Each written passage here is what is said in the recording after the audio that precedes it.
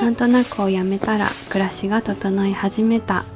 27坪の平屋3年目の暮らし、淡々と家を整えるについての動画になります。最後まで楽しんでいただけると嬉しいです。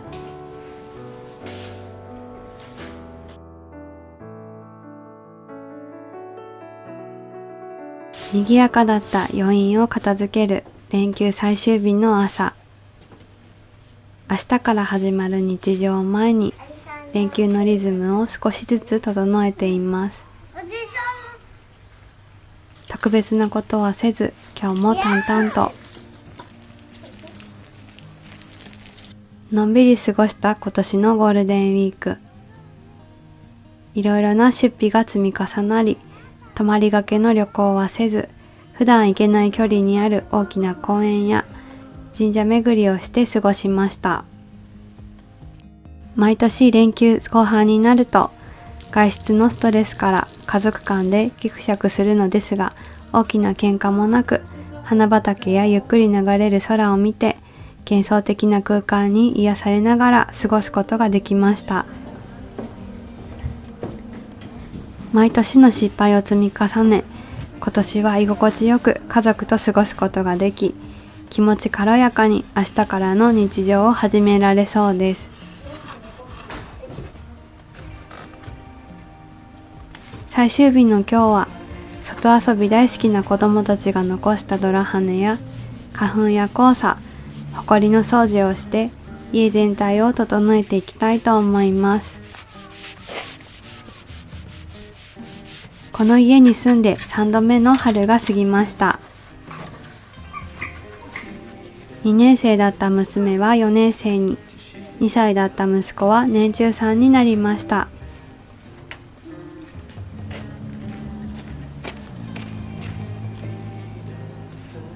冬に植えた白菜も食べきれないほど成長し、菜の花と見間違えるほどすくすく黄色い花束へと成長しています。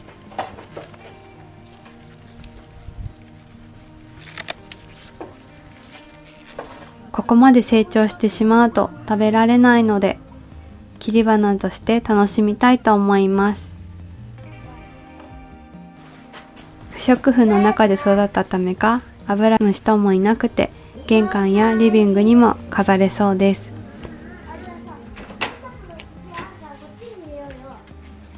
夏野菜の苗を植え替えるため、畑を片付けなければならなかったのですが、このような形で白菜を楽しむことができ、楽しみが一つ増えました。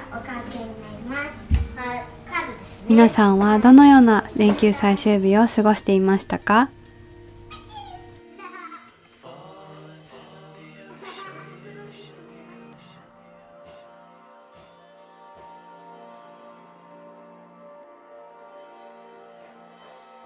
外が整ったら次は家の中へ。明日から始まるいつもの朝を気持ちよく迎えるためにリビングのリセットを始めます。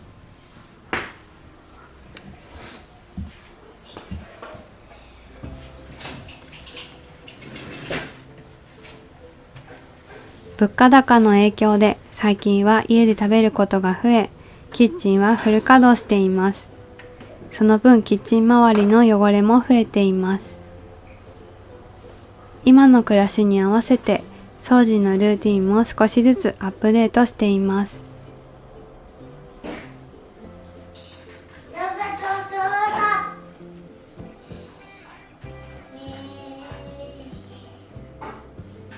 手の届きやすいところは料理のついて掃除がしやすいですが、目線より高いところは途端に億劫になり、思い立って掃除をする頃には覚悟が必要な場所へと変貌を遂げています。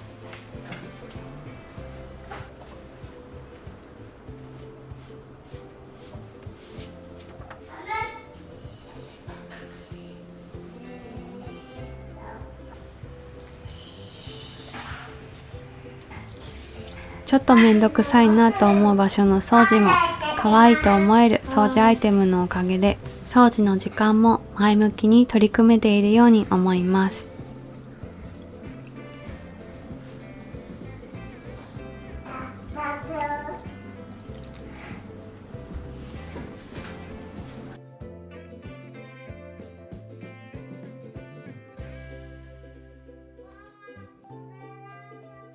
このほうきも掃除の気分を上げてくれるアイテムです。ちりとりの方はボロくなってきていますが、どちらも手に馴染んでささっときれいになります。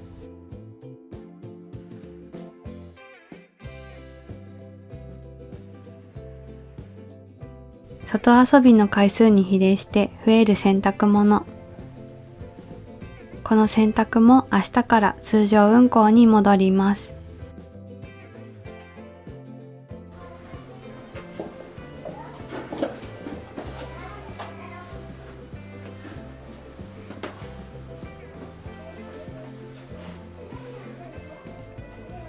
いつも以上に砂や泥で汚れる玄関周り。3月から始めた玄関の拭き掃除。一日の始まりや終わりに水拭きをしています。気になる日は塩水で拭いたり、気持ちをリセットするつもりで拭いています。一日を前向きな気持ちで過ごしたいのですが、いいこともあれば悪いことも起こります。夫にイラッとした日も玄関を拭いていると気持ちが落ち着き、最終的には夫がいるおかげで毎日滞りなく過ごせているんだなと感謝の気持ちで締めくくれるので、イライラした時こそ重点的にやっています。名前は何だっけ？パピー。パピー。スーちゃんじゃない。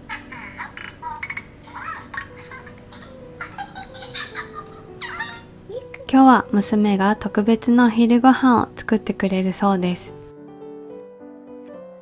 みじん切りも卵割りも上手にできるようになりました。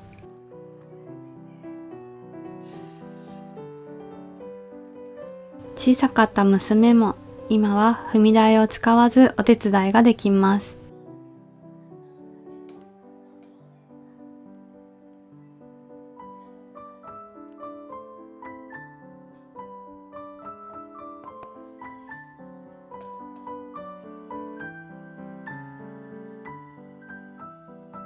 せーの、いただきます。娘渾身のオムライス。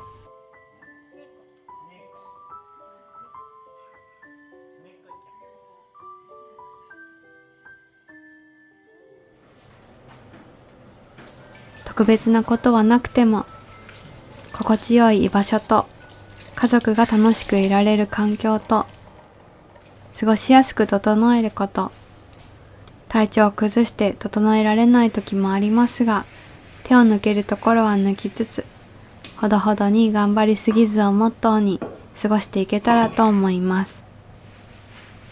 自分のキャパは自分にしかわかりません。自分にわからないことは夫や子供たちにもわかりません。言葉にしなければ相手は気づきません。嫌なこと、辛いこと、やりたくないこと、夫はそれを私が得意なことだと思っていました。チャーハンを作るのが苦手、食洗機に食器を並べるのが苦手、泊まりがけの旅行が苦手、プールが苦手。夫はそれを知らず、良かれと思って提案します。なんで不機嫌なの？やりたくないことをはっきり言えなかったとき、夫とはいつも喧嘩をしていました。なんとなくではなくちゃんと伝えること。自分の嫌だや苦手を飲み込まずに差し出す。以前よりぶつかり合うことが減って、夫をより近くに感じられるようになりました。